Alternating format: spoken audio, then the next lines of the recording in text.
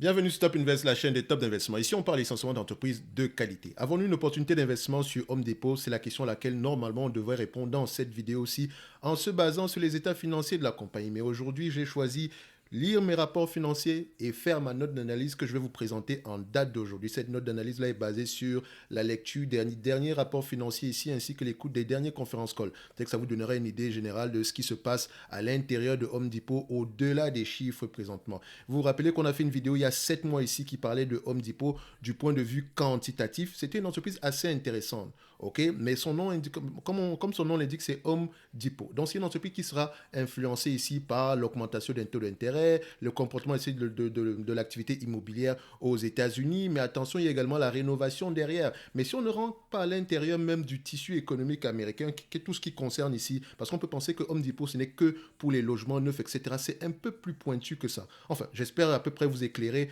dans cette note d'analyse aussi.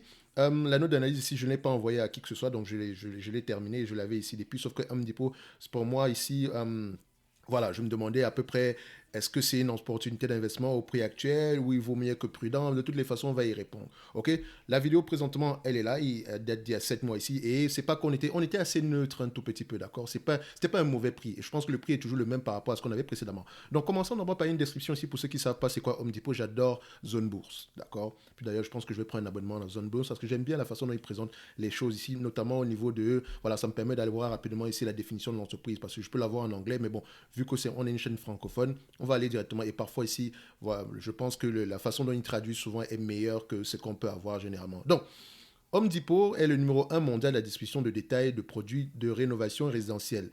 Le chiffre d'affaires par famille de produits se répartit comme suit. Matériaux de construction, produits électriques, éclairage et menuiserie et plomberie à 35,2%, appareils électroménagers, produits de décoration et de rangement, revêtements de sol, peinture, produits de cuisine, de salle de bain à 32,8% et produits de quincaillerie, bricolage et accessoires à 31,9%. Donc, on est assez diversifié ici.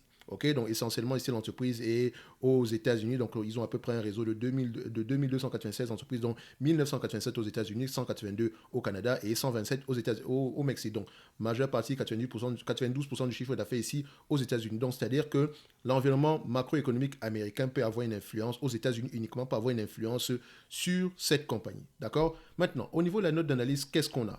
Donc, alors que les résultats financiers de 2022, donc l'exercice qui est clos au 29 du mois de janvier, d'accord, donc étaient légèrement plus modestes que prévu, la direction a annoncé que l'augmentation des salaires des employés pèserait lourdement sur la croissance des bénéfices au cours de l'année à venir. En période d'inflation ici, c'est un business, faut faire attention, c'est le Home Depot accorde beaucoup d'importance à ses employés. D'accord? C'est pas un. Enfin, je connais des gens, pas mal que je connais des gens. Donc, Home Depot ici, ils ont une politique ici de. Voilà, ils prennent soin de leurs employés. Et d'accord, d'accord. Et en période où en période d'inflation ici, même, je ne dirais pas qu'ils n'ont pas le choix que d'augmenter les prix, mais ils vont encore le faire plus que les autres en accordant encore plus de bénéfices ici afin de pouvoir garder les meilleurs employés. Parce que ici, le roulement des employés ici, voilà, on n'aimerait pas être comme un vendeur au détail lambda un peu à la Walmart qui peut changer d'employé comme ils veulent à la fin de la journée. Il n'y a pas de sécurité au niveau de l'emploi. Enfin, techniquement, quelqu'un qui travaille à Home Depot quelqu'un qui travaille à Walmart a plus envie à quelqu'un qui travaille à Home Depot. D'accord? Parce qu'à Home Depot également, vous pouvez commencer comme vendeur et terminer comme voilà, directeur de magasin ou bien directeur responsable de toute une région ici. Donc, on peut vous former également à l'intérieur. C'est un peu comme Costco. D'accord? Donc, c'est pas, faut pas les voir ici comme un business de vente ou quoi que ce soit. Et si vous êtes étudiant à Home Depot, on vous paye généralement même vos études. Vous avez même parfois des bourses, etc. afin de vous permettre afin de vous encourager, de vous inciter à rester au sein de l'entreprise. Donc, vous voyez ces petits éléments-là, c'est important. D'accord? Ça peut avoir un impact sur les bénéfices nets ici. D'accord? Mais c'est pour c'est une vision à long terme. D'accord? Ils accordent beaucoup Un employé qui est heureux, d'accord? C'est un employé qui fait bien son travail. Ok? Vous imaginez vous lever le matin alors que vous savez que voilà, là vous travaillez, vous n'aimez pas ce que vous faites, on vous traite mal, ça ne sera pas encourageant. Il sera facile pour vous de changer de travail.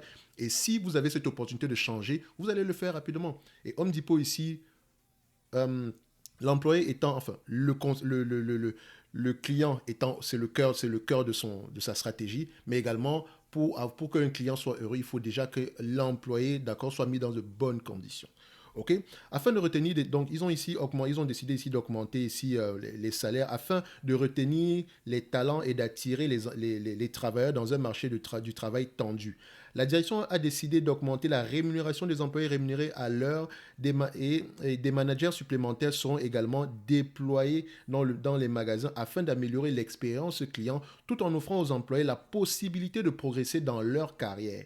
Globalement, l'augmentation des dépenses coûtera à l'entreprise environ 1 milliard de dollars en 2023 et réduira les bénéfices d'environ 0,7 dollars par action après impôt. On s'attend maintenant à ce que les bénéfices de l'année entière soient en baisse de 5% alors que les prévisions précédentes faisaient état d'une croissance de 4%.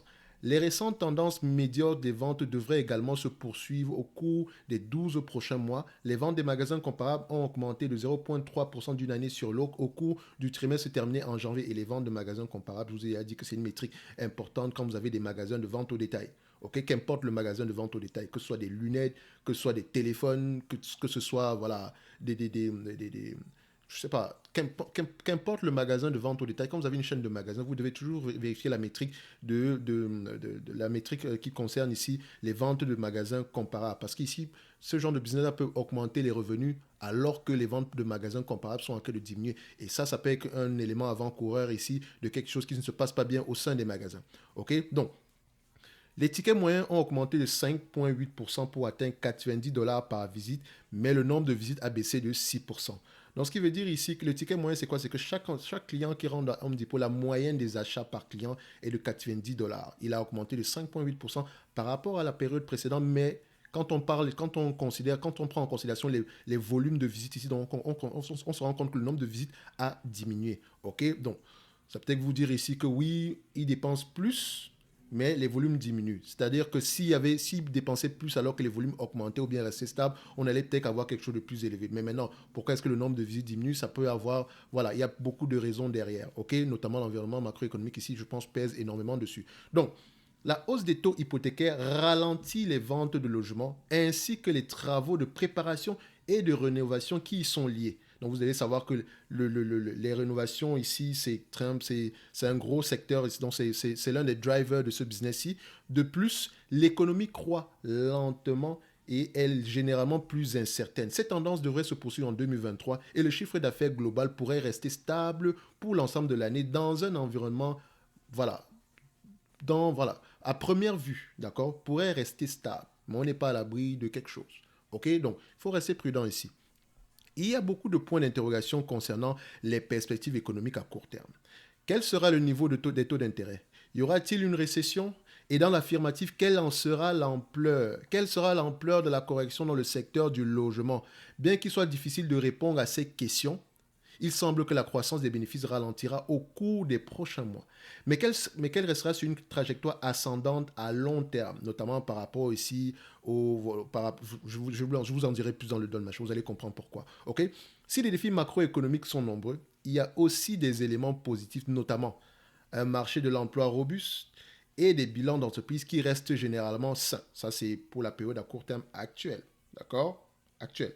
Mais Home Depot a indiqué que sa clientèle a tendance à avoir de bons emplois avec des salaires en hausse et à disposer d'un patrimoine immobilier important.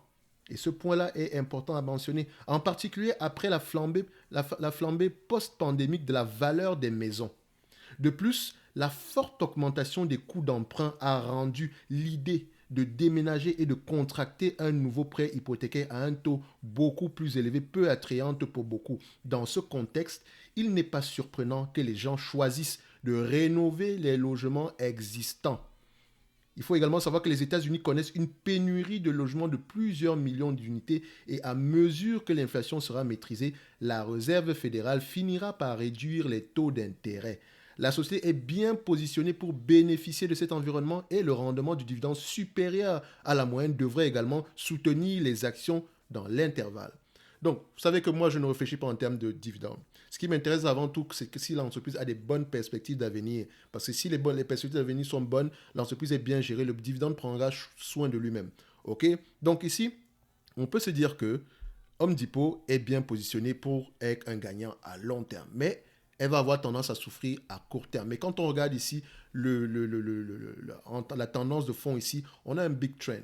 Parce que quand on parle de pénurie de logement ici, et qu'on parle du fait que nos clients ont tendance à avoir un patrimoine immobilier assez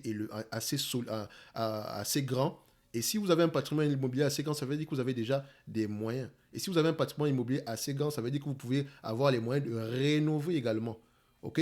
Donc faites attention. Ça peut être encourageant ici. Donc en période difficile, la rénovation pourrait être un plus ici. D'accord? Notamment parce que ceux qui ont un patrimoine immobilier assez élevé ici auront tendance à rénover parce qu'il y aura une demande au niveau ici de la location, bon, pour ceux qui louent, etc. OK? Donc, il y a quelque chose ici qui pourrait nous encourager à se dire que les revenus pourraient se maintenir. OK? Donc, c'est à peu près ça que moi j'ai compris ici de la lecture des rapports financiers et l'écoute des conférences call. Maintenant, qu'est-ce que ça donnera dans les mois à venir? Vous savez que le long terme ici, c'est une succession d'événements à court terme. D'accord? Donc, on attendra le prochain trimestre ici ou bien les prochains mois ici pour voir à peu près si on reste sur la même tendance. Mais déjà en tendance de fond ici, on sait qu'il y a une pénurie de logements aux États-Unis. Ça, c'est même pas qu'on sait. Elle est là. Les chiffres le montrent. OK? Donc, vu que Home Depot est situé à ce niveau-là, surtout au niveau de la rénovation, ça peut être assez intéressant ici à long terme. Notamment parce que cette compagnie-ci, si vous vous rappelez bien, le prix ne nous dérangeait pas. D'accord? Le prix ne nous dérangeait pas. Je pense ici qu'en date d'aujourd'hui, même si on s'attend à souffrir à peu près à court terme, vous pouvez également constater que les analystes, sur une période de 2 ans, ont tendance à faire de bonnes prévisions sur cette compagnie-ci. D'accord? Donc, c'est une compagnie ici qui est prévisible. On va le dire comme ça, entre parenthèses. Et elle a tendance à avoir de bons chiffres. OK? Donc, quand vous allez regarder ici en termes de bénéfices net par action, on s'attend à avoir, admettons, allons sur le long terme, parce que réfléchissons comme ça, on s'attend un tout petit peu à avoir 17,80 $ d'ici 2026.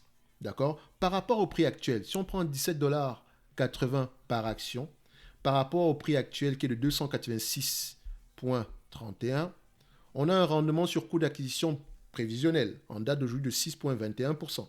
Et c'est une entreprise qui vous donne un dividende ici, qui vous distribue un dividende ici de 2,92% en date d'aujourd'hui. Donc il y a de grandes chances que ce dividende-là continue à croître. Parce que pour le moment, le plafond espéré est de 6%. Et quand je dis le plafond espéré, c'est pas comme si on va vous distribuer 6% ici de dividende, mais mix rachat d'actions, etc.